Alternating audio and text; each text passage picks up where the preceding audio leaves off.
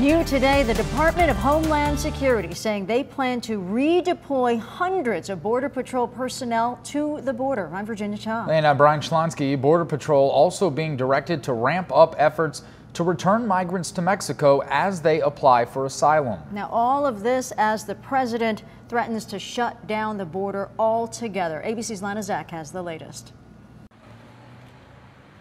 In response to a surge of migrants from Central America, President Trump says he's cutting off economic aid to El Salvador, Honduras, and Guatemala. We were giving them $500 million.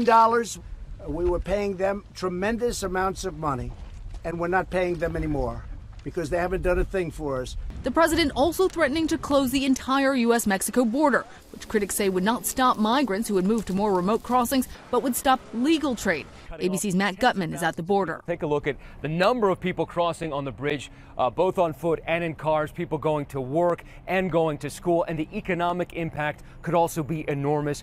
$1.5 billion of commerce go through this border every single day. Mexico is, after all, one of our biggest trading partners. Antonio Martinez, who works legally in the U.S., explains that people without documents don't bother to cross here. And he says the impulse to close the border doesn't resolve anything. Economists and immigration experts are concerned that these moves could backfire, especially cutting off foreign aid, likely to cause deteriorating conditions in those countries, pushing more people to seek better lives here. But acting White House Chief of Staff Mick Mulvaney insists that the president intends to follow through with his threats. The president will do everything he can. If closing the ports of entry mean that, that's exactly what he intends to do. And today, the Department of Homeland Security Secretary has issued emergency operation orders at the southern border.